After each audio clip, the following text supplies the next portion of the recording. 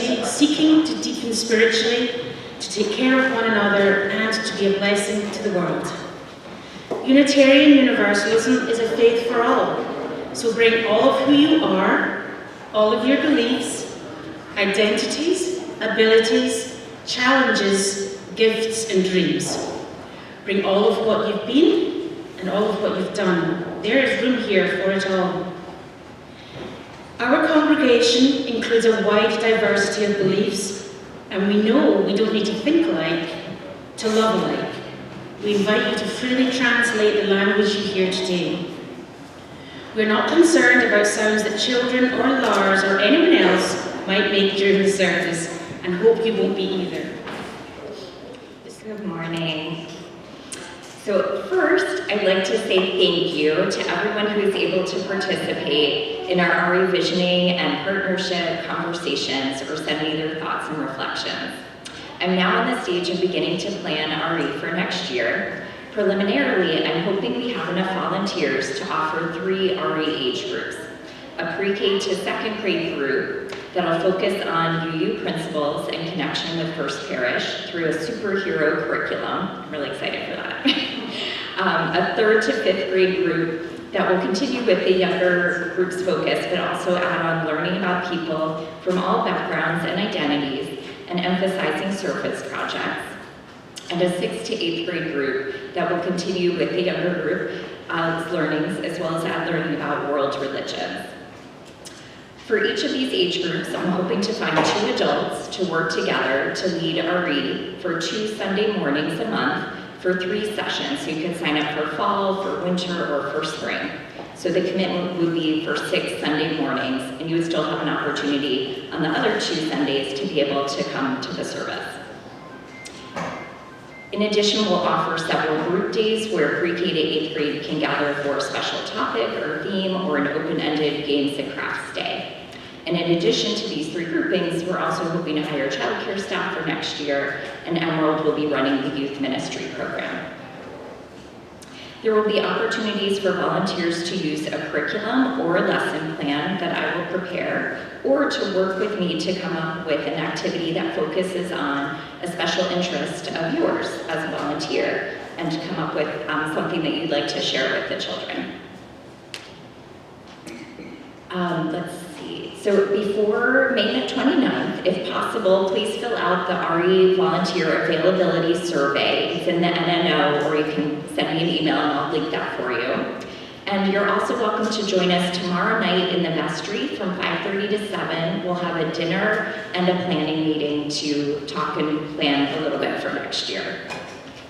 I also want to share something that Jackie Waters had written about her experience as a volunteer. She's been a really valuable volunteer this year, volunteering almost every Sunday to help out with RE. She had a family commitment today, but she shared this reflection. First Parish has offered an environment where our children can flourish, and being able to give back to this community has been such a blessing. Volunteering with religious education has given me more than I ever could have given them. I'm so happy and thankful that my kids and I get to grow together with the incredible people who see how important and special all these kids are now and will always be. And on that note, I want to add one last short announcement. We have some really exciting opportunities with RE that we're planning for next year.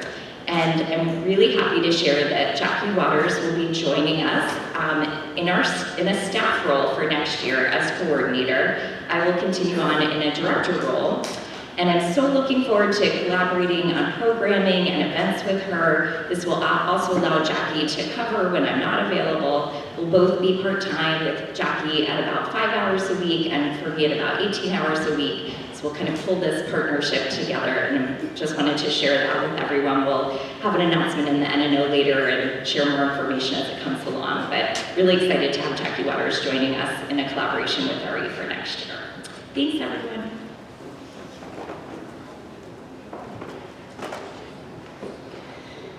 Our sanctuary is not this room or any place at all. Sanctuary is what we create together.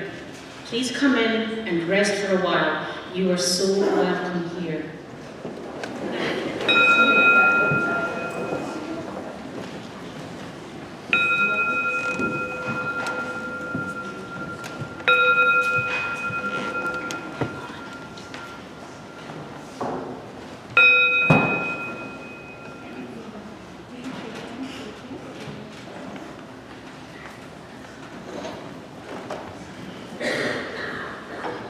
What is it that calls you here? That calls you onward? That calls you inward? That leads you homeward? Is it relationship?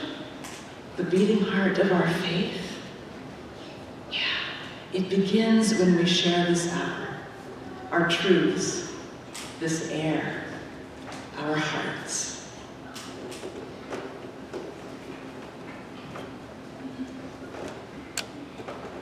And Robert Bly writes, when someone knocks on the door, think that they're about to give you something large, tell you you're forgiven, or that it's not necessary to work all the time, or that it's been decided that if you lie down, no one will die.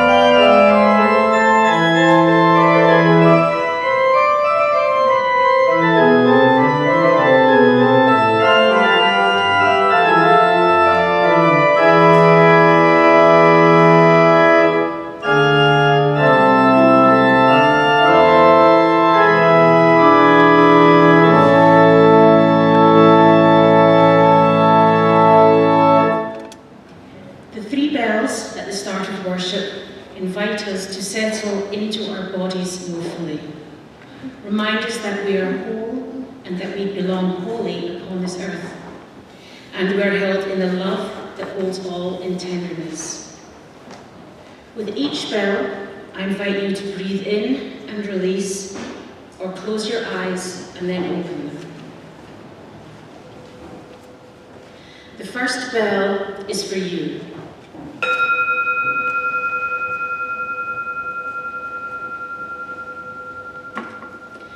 The second is for your loved ones. And the third is for the world.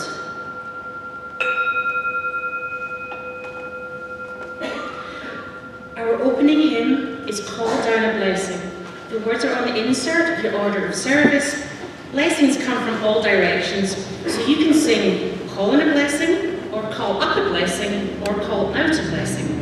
And please rise as a Call down a blessing, call down a blessing, call down a blessing, call down a blessing, call down a blessing, call down a blessing, call down. Joy before us, joy behind us, joy within us and around us. Call down a blessing, call down a blessing.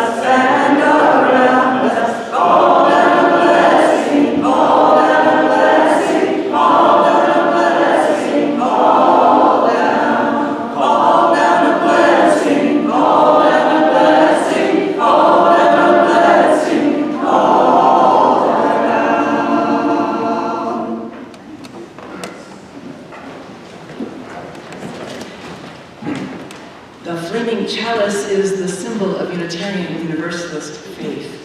If you are with us remotely, we invite you to get a candle wherever you are and to light it as we light the common chalice in our meeting house. Emma Rose Morella will light our chalice this morning.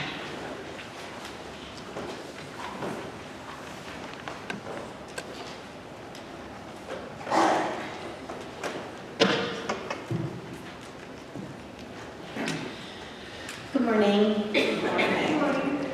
Exodus 23 tells us that every 7th year should be a Shemitah, a sabbatical. Nothing gets planted, the land is released to rest. Likewise, workers are released to rest. Not only that, but debts are forgiven and people who were jailed are freed. It is a time full of the possibilities that come with radical release, with recalibrating, with deep rest, not just for personal benefit, but for the benefit of the land and the whole community. In modern culture, we might think of sabbatical as self-care, but in Jewish tradition, creating space for rest is altruistic. It is part of social justice. It's not actually about personal ethics at all, but about living in a way that nurtures and sustains a whole community. Like a lot of ancient Jewish wisdom, the inalienable right of the earth and people to rest and rejuvenate directly contradicts some of the strongest forces in Western culture. Modern capitalism, the Puritan work ethic, exhaustion as a status symbol. It is reminiscent of the question posed by Tricia Hersey, the brilliant founder of the NAP ministry. How will you be useless to capitalism today? So many poets, like Wendell Berry, counsel us to go into nature, writing, "For a time, I rest in the grace of the world, and I am free." Maybe the secret is in the "for a time" part. For a time, I rest in the grace of the world. We take turns. No one can keep going full steam forever. So we support each other to step back, slow down, rest, and trust that others will pick up where we leave off. I light our chalice today for the trust Aaliyah placed in the congregation to pick up where she left off. And I light the chalice in celebration of her deep rest and the ways it will nurture and sustain our whole community moving forward.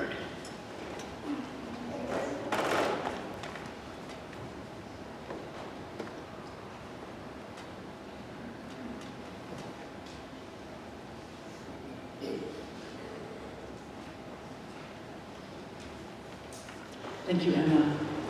I would like to invite Abby Deary up to light the peace candle today. Each Sunday morning, we have been lighting a peace candle to remind us to send our light to humans everywhere. Humans facing war and violence, humans facing pain, and to honor us, to honor them, by creating as much peace in ourselves and our families and our communities as we possibly can. Please remain seated and join us in singing the Spirit of Life. The words are in your order of service. Oh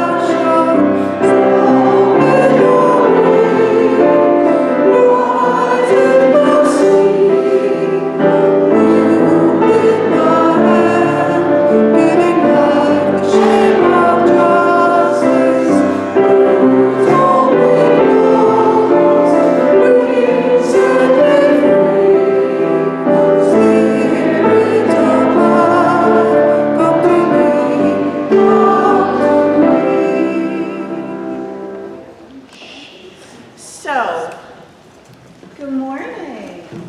Morning. Hi, Ollie. Hi, Willie. Hi, Charlie. So, I was away for 3 months on sabbatical, which basically means rest. But I didn't take a very long nap. Do you remember that some of you were worried that I was going to take a long nap and it was going to be very boring when I left? So I did rest. I rested from work, and I did different things than I usually do. I am learning to play the violin, so I practiced. Are any of you learning how to play an instrument? What are you learning to play? Violin. You're learning to play violin too? We're gonna have to play together. Yes, what are you learning to play, Amelia? The piano. The piano? I've been playing the Happy Birthday song on the piano too. Happy birthday on the piano. So many of you are learning instruments. Sophia, what are you playing? I'm playing the ukulele. The ukulele? What about you, Sophia? Guitar. Guitar? What about you, Lee? Cello. Wow, we're gonna have to make a band. So, I visited other UU congregations on Sunday mornings, and I met other UU kids and other UU grown-ups, but I did not tell those kids stories. I just listened. And I was glad that Lee was here to tell you stories, and I missed you while I was away, and I thought about you. And one really important thing I did when I was away is I went to see a little bit of the world. Alan and I got in an airplane and went to California, which is 2,700 miles west of here.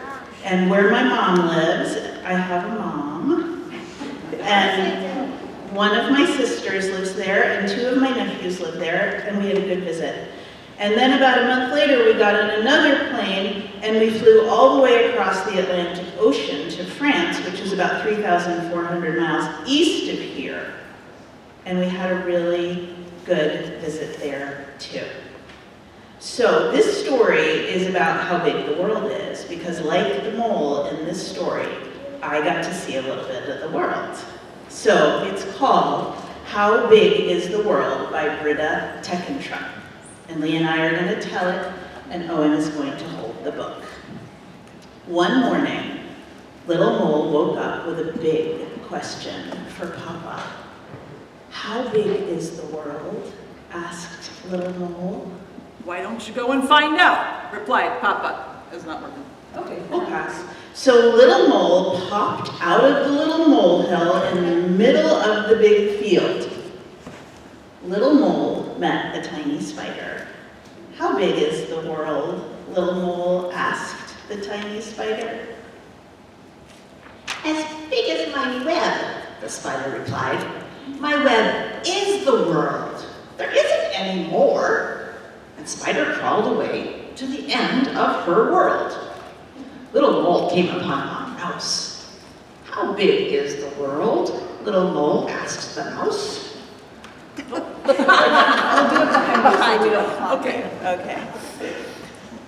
As big as my field, replied the mouse. My field is the world. And the mouse scampered away to the end of their world. How big is the world? Little Mole asked a horse. I happen to know that the world is bigger than all this field, answered the horse, as if he knew all about the world. The world goes all the way to the sea. The sea is the end of the world. The horse trotted away. Do you think all horses speak like that? All I say is nay. How big is the world? Little Mole asked And all a they seagull. all they say is snorts. Yes, snorts, yes. As big as the ocean, I think, replied the seagull. No. What's the ocean? Asked Little Mole. Oh, it's all the water that's splashing about, said the seagull. Come, I'll show you. So Little Mole climbed on the seagull's back and they flew out over the ocean. And the little mole watched the world get bigger and bigger. "What's that?" Little mole yelled, shouting over the wind. "A whale!" replied the seagull. "Can we go and say hello?" asked little mole. Hold on tight then, and I will show you. Jump on! "How big is the world?" little mole asked the enormous whale.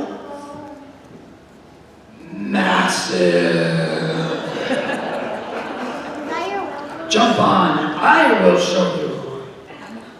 All whales talk like that. No, thank you. They traveled north to where the ocean was so cold it had turned to ice.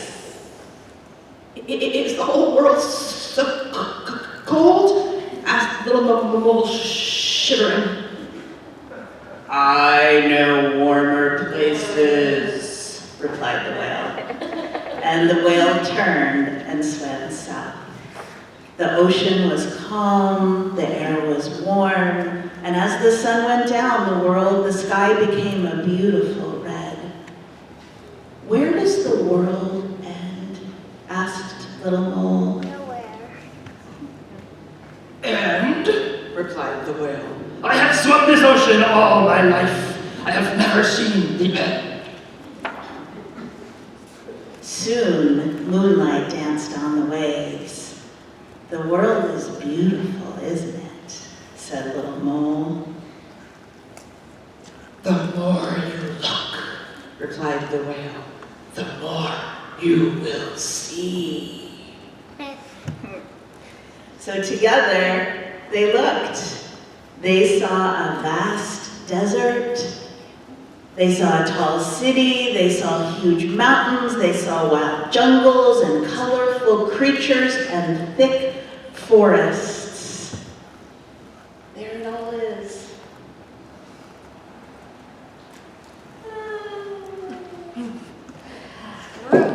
"I miss my family," said little mole.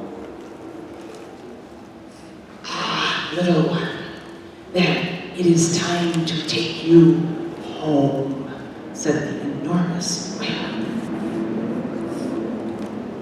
"Are we there yet?" asked little mole. Nearly, said the whale. Look, little mole, there is the seagull. Little mole thanked the whale, and the seagull flew little mole all the way home. Little mole popped down into the little molehill in the middle of the big field. It was very late and very quiet. Everyone was asleep except Papa. "So how big is the world?" whispered Papa. "The world is as big as you want it to be," said little mole, and fell fast asleep. The end.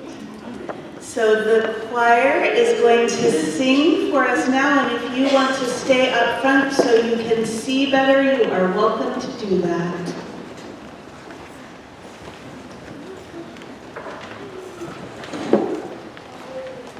So the words to this song are, "We all live in one small world, just like one neighborhood, working for the common good. We're all in this together. When you're in trouble, I'll run to help you, to turn your sorrow to happiness some way. Here am I to stand with you. I'm by your side. I'll do what I can. Feel free to sing along with us."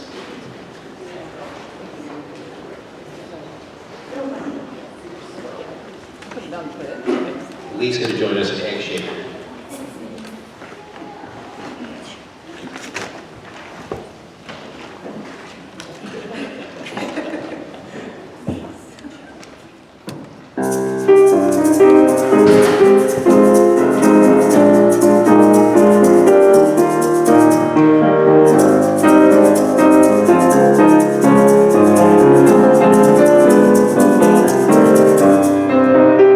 We all live in one small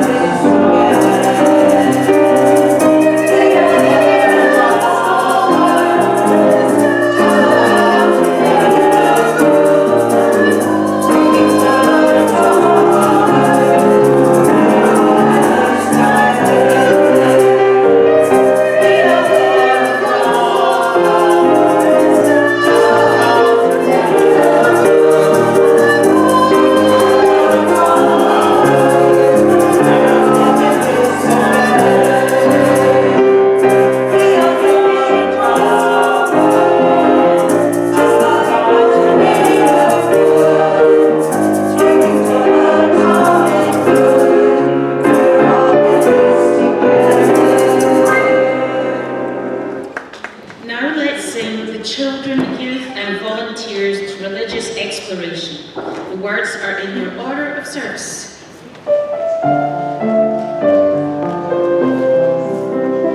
May your mind lead your way to the learning. May your lips bring truth into the world. May your heart follow and your hands do the work of justice. As you go your way in peace. As you go your way in peace.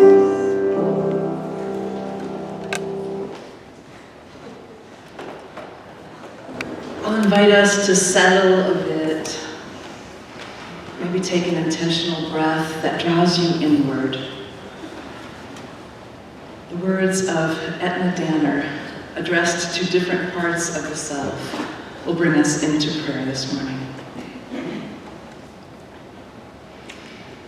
Dear manic beaver, you are in so much pain, trying to build a dam through the deluge. You're still angry at the storm for what was lost, at the wind for what you could not hold. I'm sorry you didn't know how to stop working. I'm sorry so much was washed away. Dear lonely bird, your song was lovely and your dance was entrancing. The pebbles you offered so bright. You did what you were supposed to do. Still, for all your fluttering and gathering, well, I am sorry for your disappointment that your shiny things were accepted, then pushed aside. Dear wounded fox, your howling is perfect, clear, loud, and heartbreaking. I'm so sorry you had to free yourself after days and nights of hunger. Dear wild animal, you deserve a warm, safe place, and you will have one. Keep building, keep giving, keep hunting. But first, rest, rest, rest.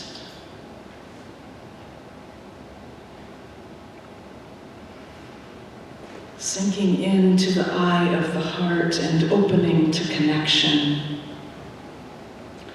Holding with gentle compassion our own manic beavers and lonely birds and wounded foxes and wild animals.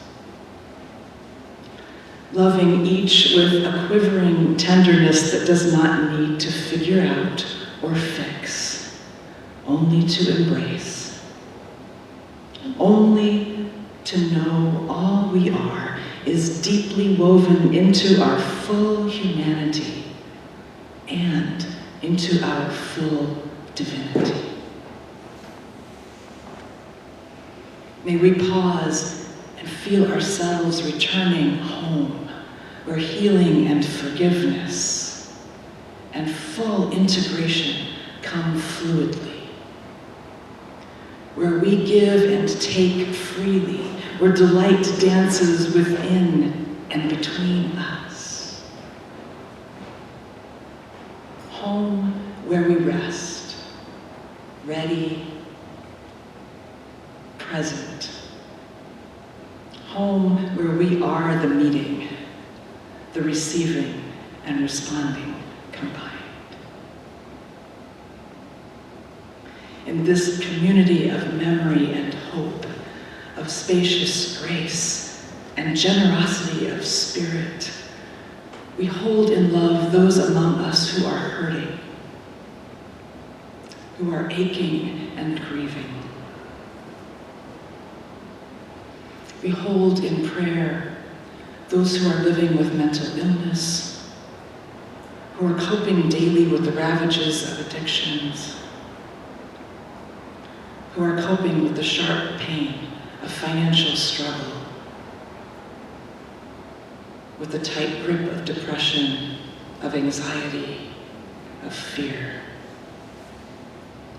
May we all feel ourselves held in the love that will not let us go.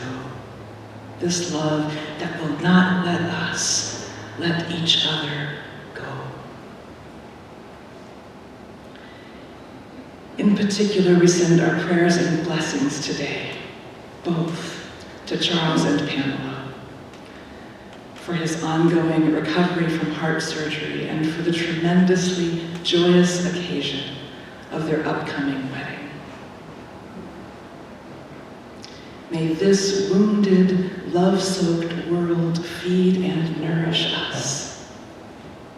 May we know moments of comfort, aware that all that is alive in each of our beautiful souls.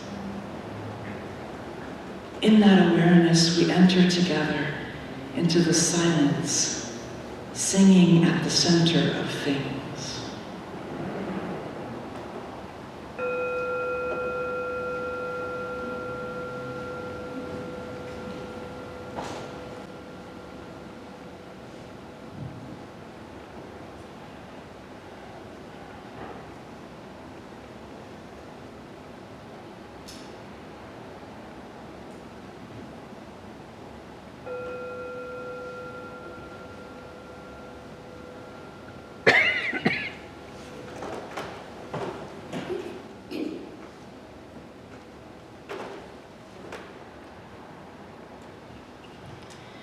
First Parish Church has mattered since 1655. It has changed and grown, and its people, over hundreds of years, have always stepped up to make that possible. We are its people now. And as a little aside, on Friday, I had a little private ceremony with Lee and Aaliyah and Cindy, and I became a member of the church on Friday.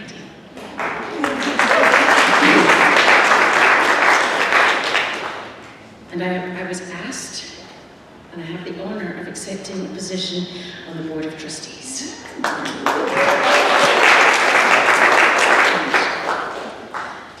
Anyway, I'll read that last sentence again. We are its people now, and it's our turn to do it again. Please give as generously as you're able to support the ongoing work of this church. If you would like to donate online, there are QR codes on the back of your order of service. The morning offering will now be gratefully received.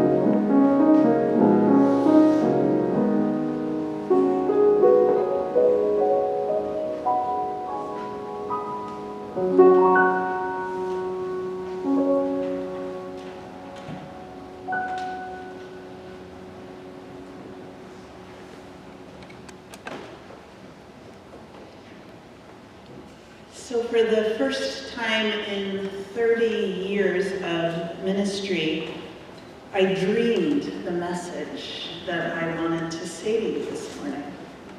Well, in full disclosure, it was actually a nightmare, not a dream. It was a variation of the minister nightmare I've been having since before I was ordained. And that nightmare is that I'm about to preach to a crowd of hostile strangers who are not listening, and I have no sermon prepared. So I'm frantically digging through my file cabinet for something to say. Now that nightmare is actually really out of date because I haven't kept paper copies of sermons in about 2 decades. But in the particular version of the nightmare that I dreamed last week, the sanctuary had turned into a restaurant. And everyone was having dinner and talking, and the servers were shouting over the din, so it was hopeless to try to say anything.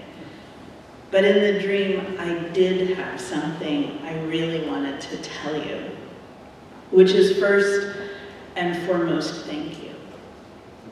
Thank you for the gift of sabbatical. Thank you for the gift of time without expectation that I come back with something other than myself. I know how precious and rare this gift is, and I know how few people get paid time off from their work, no matter how hard they work. I know how few people get time to simply rest. So thank you. I don't take it for granted, and my gratitude is deep. And second, the most essential information that many of you have already asked me about, with the help of acid blockers, I was able to drink 1 cup of coffee, 1 glass of wine, and eat some chocolate almost every day that we were in Paris. For those of you who I haven't had the joy of really meeting yet, you should know that my life has been pretty much fueled by coffee for the last 30 years. I'm the poster child for Dunkin' Donuts, and I think I personally keep their stocks high, which is a good thing because for my 20th anniversary here, one of you actually gave me some stock in Dunkin' Donuts. But last fall, I developed what we were calling a grown-up stomach ache, and I was off of all caffeine and alcohol and chocolate for months. I am better now, but sadly, I am a reformed version of myself. So this is my 3rd sabbatical since I came to First Parish in the year 2000. And the first 2 sabbaticals, I found myself feeling quite disoriented and disconnected when the sabbatical began. But I am older and wiser now, so we got on a plane and left town immediately. Now, in addition to warding off disorientation and loneliness, this trip was also an effort to ward off severe sabbatical sickness, which I think is actually pretty common among people like teachers who work long hours and then suddenly stop working and then are immediately struck down with something due to total immune system collapse. So we headed west to Santa Rosa, where my mother and one of my younger sisters and 2 nephews live, and it was already spring there. The daffodils were out and the yellow mustard flowers were blooming between the grapevines. We walked among the giant redwood trees, and I felt my right size. I felt the smallness, but also the preciousness of every human life. And I know those trees have great wisdom and would tell us if we could learn to listen. We went to San Francisco and visited Lawrence Ferlinghetti's wonderful bookstore, City Lights. And I remembered how much I loved his poetry, especially these lines from his poem called Instructions to Painters and Poets, How to Paint Sunlight, in which he writes, I asked 100 painters and 100 poets how to paint the face of life. Their answers were ambiguous and ingenuous, as if they were all guarding trade secrets, where it seems to me all you have to do is conceive of the whole world and all of humanity as a kind of artwork, a site-specific artwork, an art project of the God of light, the whole earth and all that's in it, to be painted with light, and you must paint from the inside. I didn't forget you when I was in California. I felt the spirit of Michael Roberts every time I saw a hawk sailing over the green hills. Michael is one of our beloveds who died and who was from California. And I thought of those of you who I know are from that part of the country and how that landscape must have shaped you. From California, we flew to Seattle, where I had never been, and I loved that city with its modern architecture and bright colors and young energy and water everywhere and Mount Rainier in the distance. We took a ferry to Bainbridge Island. I was all afraid I was going to get seasick, so I took medicine and I wore the patch, and then the water was smoother than a road. We visited friends in Tacoma, we ate great food, and we went to the Chihuly Glass Museum, where I felt the spirit of Sal Lombardi, another of our beloveds who died last year and who adored Chihuly glass, and I never really understood why until I saw it like that. Then we were home for about 5 weeks, and it was quiet. I was quiet. I read a lot of books, and I'll put the list in the weekly email if you're curious. I practiced violin, and I got up to being able to play 9 notes, though I think I'm actually back down to 8 now, because I didn't practice while we were away. I finally got COVID after avoiding it for 3 years, so I was in lockdown for a week, but I only felt terrible for a couple of days. We saw friends for lunch on Sundays, and we visited local Unitarian Universalist churches, which was fun and fascinating. And I realized something I had suspected, but I hadn't known for sure, which is that congregations tell first-time visitors who they are in 1,000 different ways. And the words don't matter as much as we think. Visiting other congregations also made me homesick for you. Easter weekend was the hardest. I missed our beautiful Good Friday service. I missed waiting for the Easter sunrise with you. I missed watching the kids run around to collect what Cynthia told me were 2,000 eggs. I missed the goats. I hated missing the goats. I missed Sean's beautiful music, which I actually missed every Sunday. Caleb came to my rescue, my son, by telling me that he wanted to go to church on Easter morning, and that he wanted to go to a place where, and I quote, the resurrection is not a metaphor. So we went to Easter services at Union Congregational Church down the street, and that service was sweet, and they were very welcoming, if confused about what in the world was I doing there.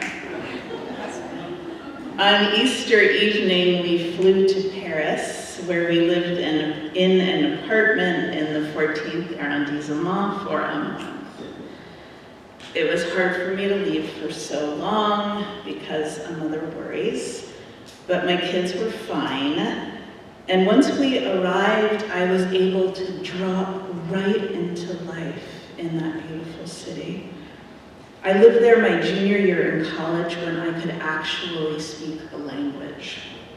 Our French was absurd and abysmal, despite months of lessons on the Pimsleur app, during which time we learned to say very helpful and useful things, like my older daughter plays the clavichord and the guitar, and I go to the gym to stay in shape. So people took one look at us and started speaking in English before we even said bonjour half the time, despite my black clothing and my scarves, which I had wrapped around my neck. So that was disappointing. And if we did get a chance to say bonjour, then they absolutely started speaking English, which was also disappointing. Though by the end of the month, I could sometimes get 2 sentences into a simple conversation before I got that deer in the headlights blank stare on my face. It was an amazing month. We walked and we walked and we walked. We sat in cafes, we drank coffee, we walked some more, we sat in another cafe and drank wine. We walked in or through or around all 20 arrondissements. Alan counted his steps when we got home and had 460,000 of them. I had 20% fewer steps because my legs are 20% longer than his. But we had time. We had time to visit our favorite museums and then go back again. We had time to find little village-like neighborhoods, to find our favorite street markets and the best baguette in our neighborhood. We sat in the sun in Luxembourg Garden and watched people play a game which is like bowling without the pins called pétanque, which fascinated Alan quite a lot more than me. We had to find the graves of Sartre and Colette in the Montparnasse Cemetery, to visit the Holocaust memorials at Père Lachaise. Now, those of you who have been here a very long time might remember that I have told a story about when I lived in Paris the first time, and there was a tiny little incident involving me and a moped on Boulevard Saint-Michel. This incident came to be known as the moped incident, and it involved a lot of screaming and me roaring down the sidewalk on a moped that was completely out of my control, and people running after me, yelling in French, "Let go," and other people literally jumping out of my way and pulling their children to safety. It was not my finest moment, but that was a long time ago now, so I got to walk down Boulevard Saint-Michel again without fear of being recognized. I didn't forget you while I was in Paris. I saw people who reminded me of you. A flash of white hair was Jane Fry. There were men who looked like Eric. And Alan has a tradition he shared with me when we first went there together 8 years ago. And he goes into not every single church and cathedral we pass, but a lot of them, and lights a candle for his loved ones who have died and for anyone who needs healing. It's a lot like our silent candles, except it costs 2 to 3 euros to light a candle. And you can even pay electronically now, I noted with interest. So we went into not every single church and cathedral, but many of them, and lit candles for all of our beloveds who have died and remembered them by name. And we lit candles for all of you who might be struggling or recovering or suffering or in need of a little light, even though I didn't know exactly who that might be. It was good to live in a culture where people seem to take life a little more slowly. They seem to work a little less. At 5 o'clock every afternoon, the streets and playgrounds and cafes and little parks in every neighborhood were full of people. Kids were everywhere on bikes and scooters, incredibly independent. And simple daily pleasures seemed more a part of life. Buying beautiful and inexpensive fruits and vegetables, meeting friends for coffee, taking time to eat lunch, salted butter, about 10 pounds of which Alan brought home in his suitcase. I don't yet have any epiphanies to share about my time away, other than I am well on the inside. I am rested on the inside. And because of that, because I have rested in the grace of the world, I hope and I believe that I will be able to serve you, to nurture you, and to help sustain this beautiful community better. Maybe more insights will come with time. I expect they will. But for now, I'll just leave you with these words of inspiration. Ma fille aînée jouait du clavier et de la guitare, et j'aime aller à la salle de sport pour rester en forme.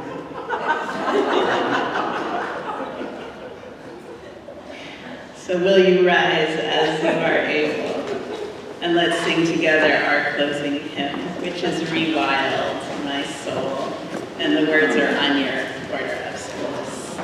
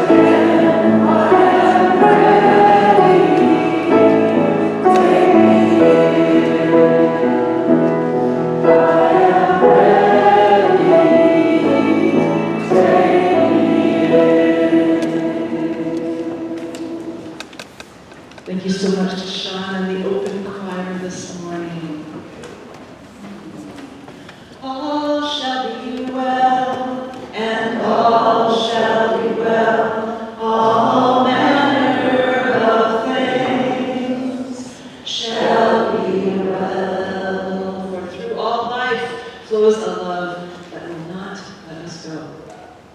A love that will not let us let each other go. So we'll invite you to put one hand on your heart and reach out with the other. And know that we are connected. We are woven together by such strong and sturdy threads of love. Go in peace and be a blessing to this world.